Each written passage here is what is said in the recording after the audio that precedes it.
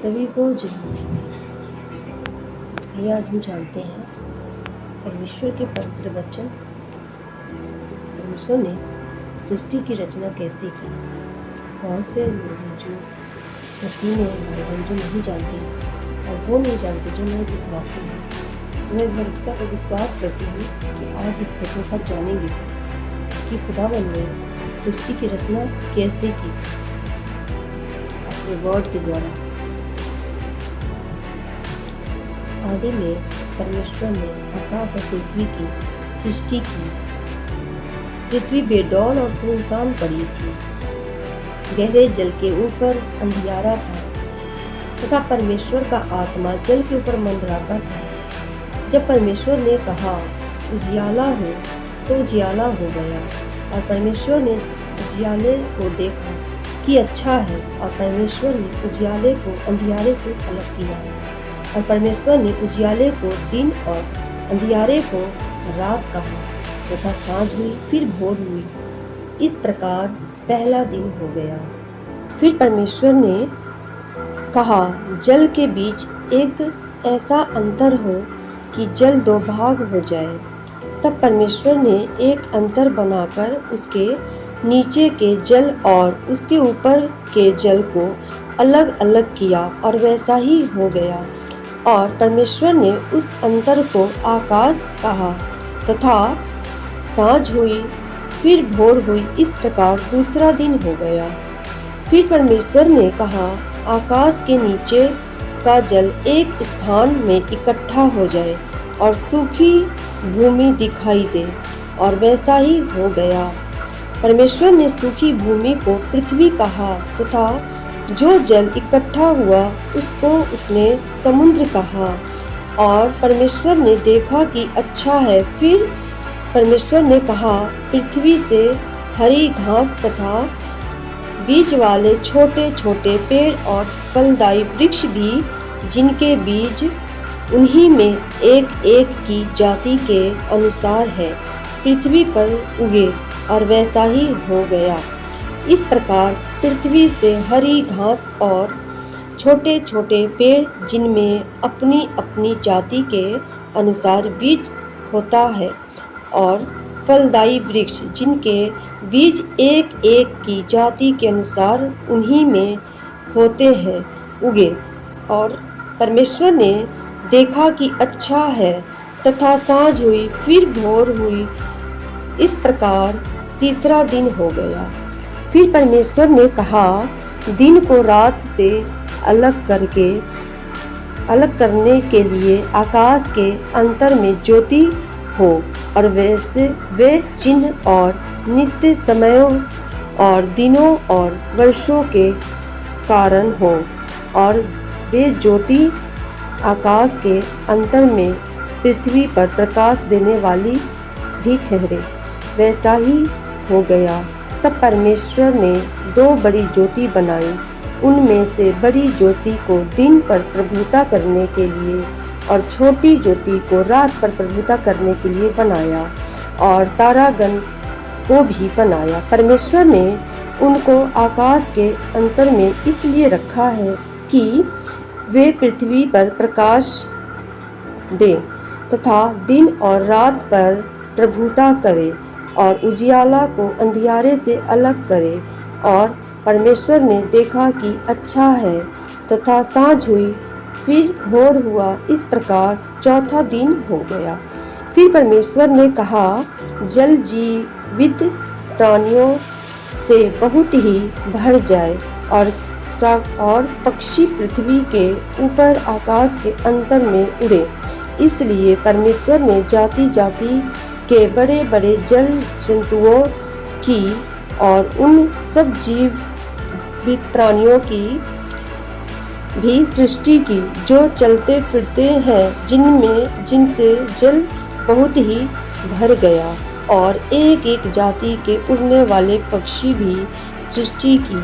और परमेश्वर ने देखा कि अच्छा है, और परमेश्वर ने यह कह के उनको आशीष दी फलो और समुद्र के जल में भर जाओ, पक्षी पृथ्वी पर बढ़े तथा साँझ हुई, फिर भोर हुआ, इस प्रकार 5वां दिन हो गया। फिर परमेश्वर ने कहा, पृथ्वी से एक एक जाति के जीवित प्राणी तथा घरेलू पशु और रेंगने वाले जंतु और पृथ्वी के वन पशु जाति जाति के अनुसार उत्पन्न हो, और वैसा ही हो गया। इस प्रकार परमेश्वर ने पृथ्वी के जाति जाति के वन पशुओं को और जाति जाति के घरेलू पशुओं और जाति जाति के भूमि पर सब रेंगने वाले जंतुओं को बनाया, और परमेश्वर ने देखा कि अच्छा है। फिर परमेश्वर ने कहा, हम मनुष्य को अपने स्वरूप के अनुसार अपनी समानता में बनाएं, और वे समुद्र की मछलियों और आकाश के पक्षियों और घरेलू पशुओं और सारी पृथ्वी पर और सब रेंगने वाले जंतुओं पर पृथ्वी पर रेंगते हैं अधिकार रखें।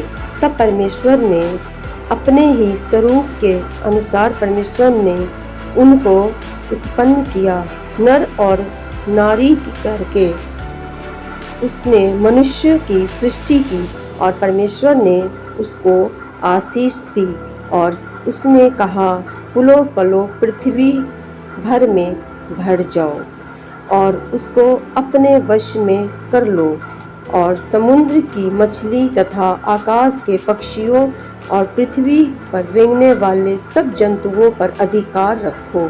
फिर परमेश्वर ने उनसे कहा, सुनो, जितने बीज वाले छोटे छोटे पेड़ सारी पृथ्वी के ऊपर हैं और जितने वृक्ष में बीज वाले फल होते हैं, वे सब मैंने तुमको दिए हैं, वे तुम्हारे भोजन के लिए हैं।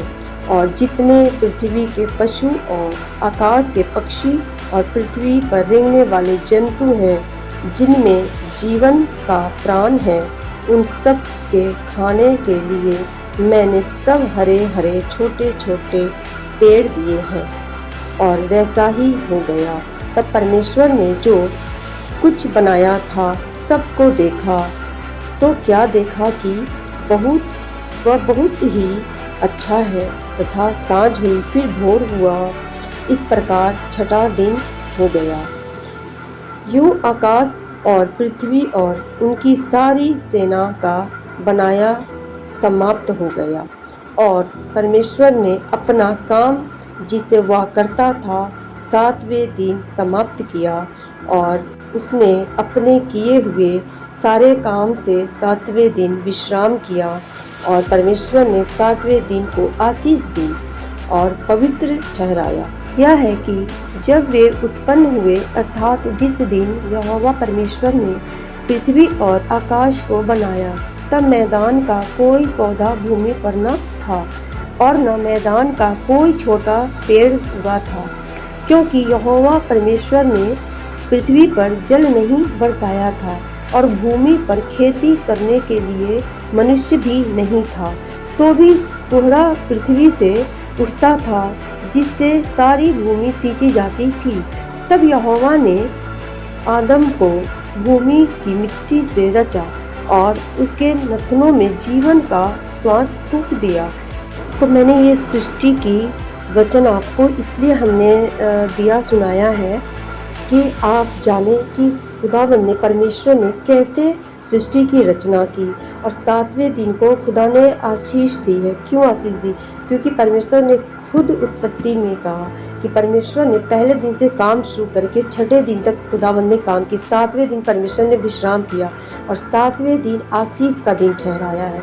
बहुत से मसीह भाई बहन हैं जो संडे को चर्च नहीं जाते, विश्राम दिन को पवित्र करके नहीं मानते, कहते हैं हर संडे जाता हूँ, एक संडे नहीं जाऊँगा तो क्या फ़र्क पड़ना है। पर आप इस वचन को जब पढ़ेंगे तो आपको पता लगेगा कि कितना बड़ा फ़र्क पड़ता है और कितनी बड़ी आज्ञाओं को आप तोड़ रहे हो। परमेश्वर के जो आज्ञा है, जो परमेश्वर का कमांड, आप उससे कैसे मुंह मोड़ रहे हो। तो आपको परमेश्वर की ये सारे दी हुई आज्ञाओं का पालन करना है।